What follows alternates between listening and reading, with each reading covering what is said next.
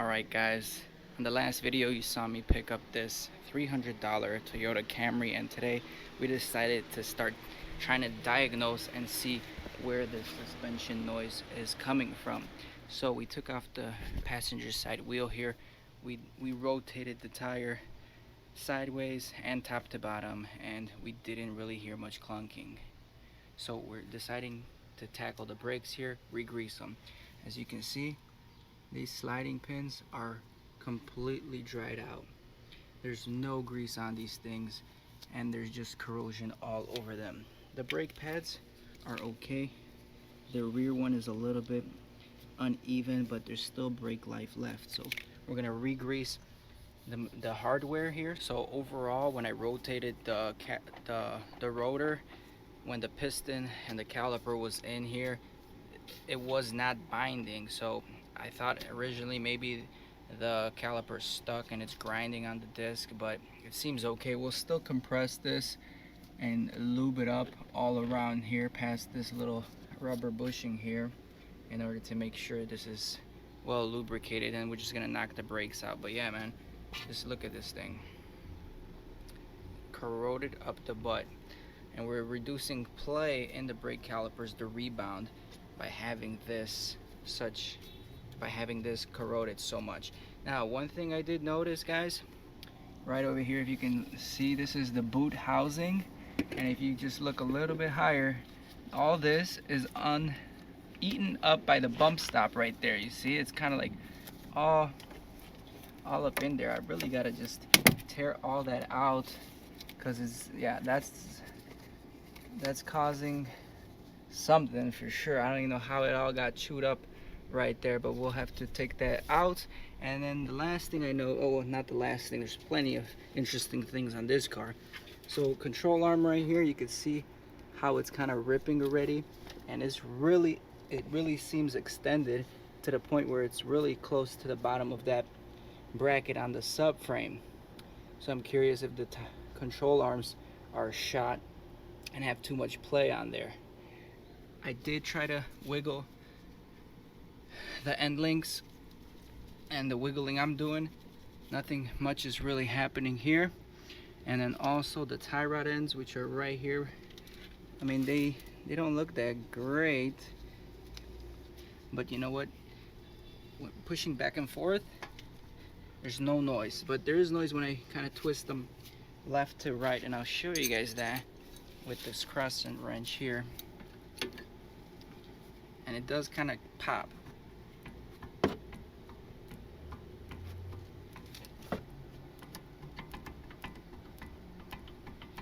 So that might be on the loose side. I mean, when I turn it, I can kind of hear a little click towards the end there.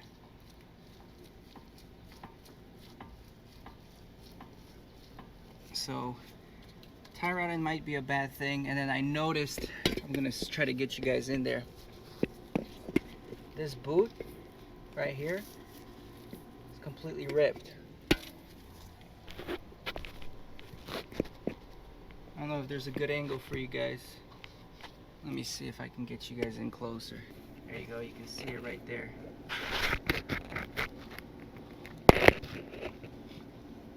Yeah, this boot is completely ripped. And I'm not sure if there's just a bunch of crap right underneath it. Like, I don't know if that was the grease that spilled out of there. But this car, remember, it had some power steering issue.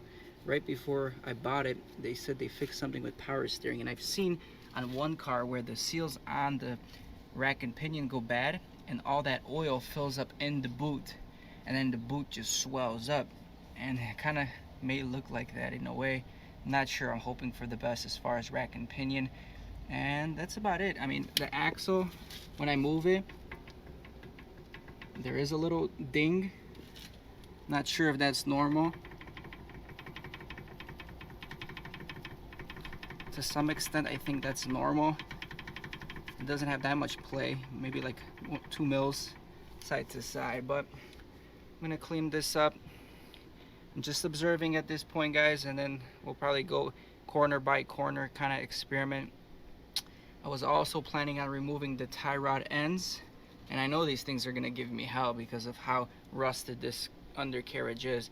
But I was planning on removing the tie rod and going for a ride later to see if that up and down noise is gone, just to rule things out. Again, one thing I did also kind of look at is this ball joint here, and the ball joint seems okay. Again, I'm not a freaking master mechanic, just trying to rule things out. But I gotta get a pry bar on here, try to pry some things, see if we can get her to click. But other than that, guys, it's about 95 degrees today. It is hot, I am sweating, and you know, that's just the thing you gotta do when you're trying to make a buck or two. So I was able to take this one on the wire brush wheel, and we pretty much cleaned up a lot of the corrosion. There's still corrosion towards the end of this bolt, but I think we cleaned it up a lot, and I think we're gonna roll with it right now. Worst case scenario, in the end, if these brakes ever still give us problems, we can replace these slider pins. But you know, the brakes were still working, they were braking. Again, we're not looking for 100% performance. 60-70% performance will do for a beater like this.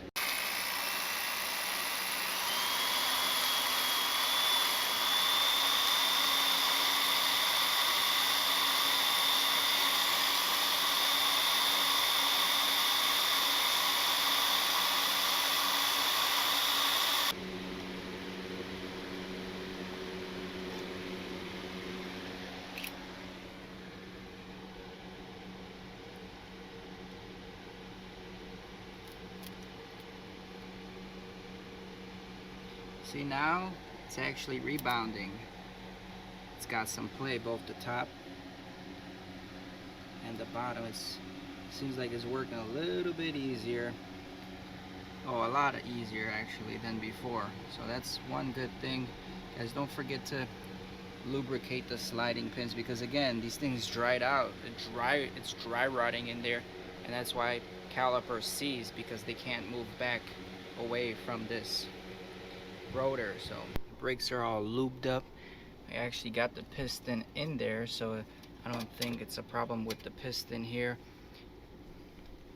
But yeah, we'll see if we can get that lubed up. I sprayed WD-40 all around the seal right now, but again, I don't think it's the problem with the piston at this point. But yeah, you can see, man, the surface area of the rotors and where it's biting, it's pretty bad. All this came out from under that dust boot, so at least that's out of the way. I don't know if that would have caused any issues or not, but it's gone, it's out of the way. And now what? Alright, as far as the front tires, these are from 2014, and they got decent amount of tread left. However, I did notice there's more wear on the outside and on the inside compared to the center, so which leads me to believe that this tire was running low on air. And from my understanding, my buddy said this one was losing tire pressure, so that explains it. You can also see the sidewall, how it's completely been dry rotted over the years. So even though, you know, they weren't doing burnouts or anything, because there's good tread, the tire has seen better days. And it's crazy how much paint and color actually came off of these wheels. These are just very dull wheels.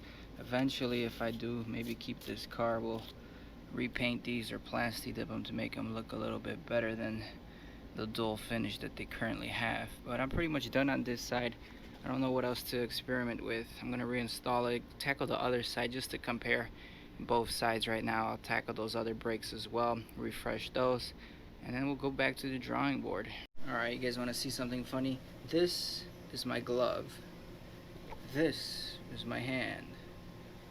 Anyway, we knocked out the rear disc slash drum. It acts as both. You got the drum shoes right here, which look, there's barely any life left, and it was such a pain in the butt to hammer this out. And the trick to hammer it out is, first you have to align this hole right in the middle there, and there's a little wheel in the back that you have to use a screwdriver to compress the shoes. That's the only way they'll come out. I mean, just look at the surface for the drum shoe to wear. I mean, it hasn't touched that outside environment in years. Same thing with the caliper in the back. Look at this, there's about ½ an inch of actual surface area that it was breaking.